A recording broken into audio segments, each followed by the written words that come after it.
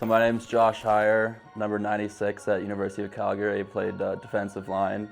Grew up in Vernon, BC, playing for Vernon Secondary School, and then came out here to Calgary in 2017 and been here ever since.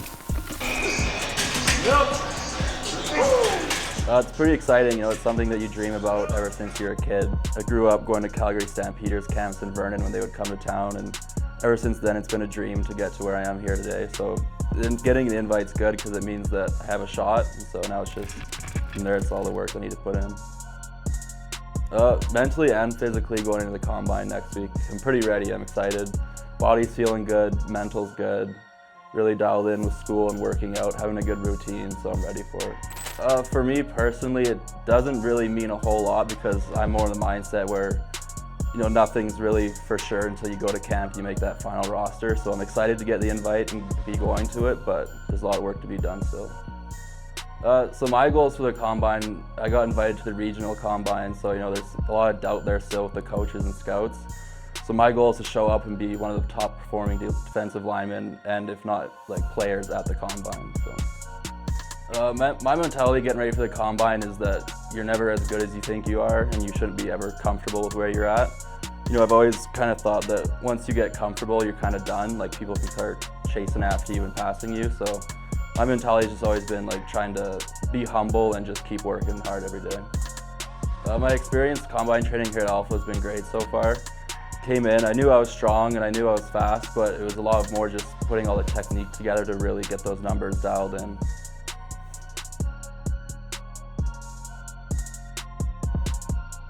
Dwayne Cameron, defensive back coach and CFL draft coordinator for the Calgary Stampeders. Canadian talent is the lifeblood of every CFL team, and so this upcoming Combine week is a very important process for every team. It's the first time for the entirety of the staff, including the personnel department, head coach, GM, to see the current draft prospects in person. Not only participating in athletic activities on the field to get an idea of what their athletic ability is, but also to meet face-to-face in individual meetings. I think the Combine is a great tool to confirm. It really is a confirmation process.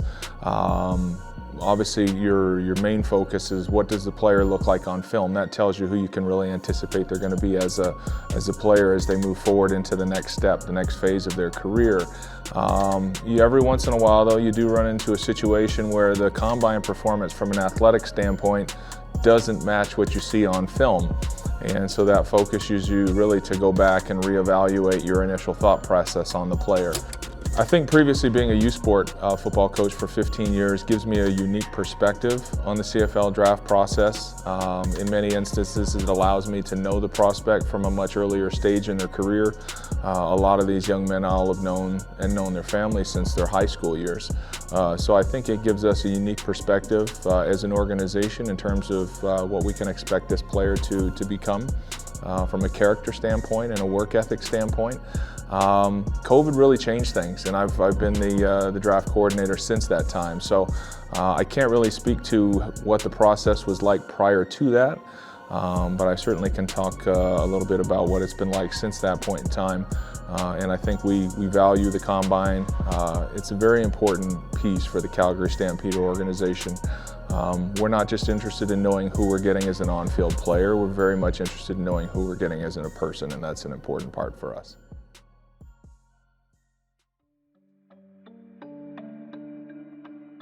I feel good after the Combine. It was a long few months there from after Christmas, cramming in, doing lots of work, working out, doing lots of conditioning, all that. And it was a stressful time just because you've been training for it for so long. So it was after we were done there, it was good to be done, but I was happy with my performance there and everything.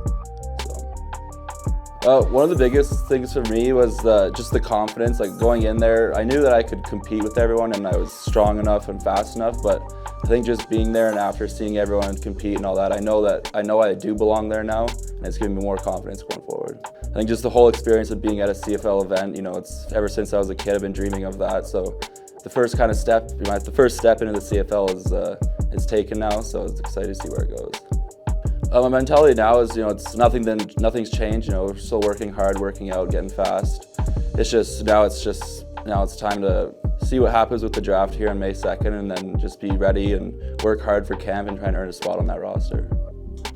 I chose Alpha because a lot of my teammates at the Dinos, they did their Combine prep here.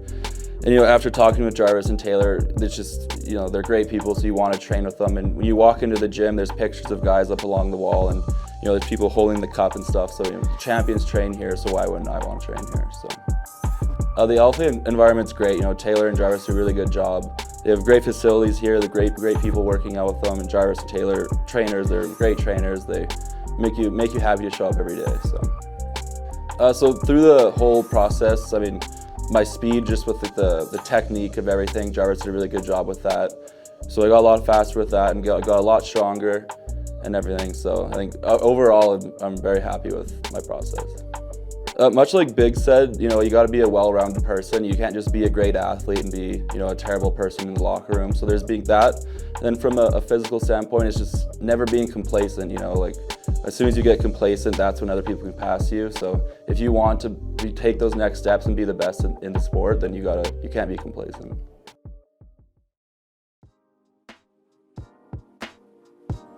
I started playing football when I was 6 years old, so I kind of always loved the game of football ever since I can remember being a kid. So I'd say it's almost just something that I was born to love, really.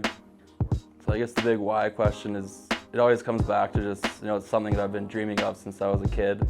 It's something that not just me, but my family put a lot of time and money into. So it's doing it for myself, knowing that I can do it, as well as my family. I've always dreamed about my dad coming to a game and seeing his last name on the jersey would be pretty cool. So for me and my family, I want to do it. I guess one of my fondest memories is kind of seeing the whole football world come together in full circle. When I was in grade 12, we lost in the finals for BC to the Philpott brothers. And I always hated that, and then they came to U of C and we got to win a Vanier Cup together. So I think seeing that come full circle and then getting to win a Vanier with those guys was pretty awesome. And not just those guys, but everyone on that team is like a brother for life now. Some of my best friends are from that team, so I'd say 2019 Vanier Cup run was one of the best times I've had playing football. One of the biggest adversities I've had in football, other than injuries and stuff, was the COVID year. It was the first year I could really remember since I was a kid not going to football practice in the fall. So it was a big switch up in life, but I think it was a lot of adversity because you had to find out how to work out, how to stay in love with the sport of football when really everything was shut down.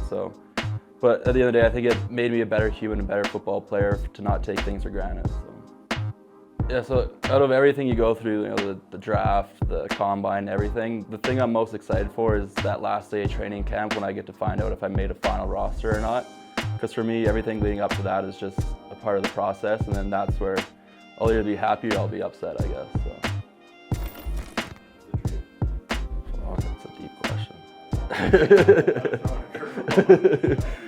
I think ultimately my dream would be to walk away from football, the game I've played for years and years, but to walk away from it at a point where I'm walking away from it because I want to, not because someone's telling me that I'm done.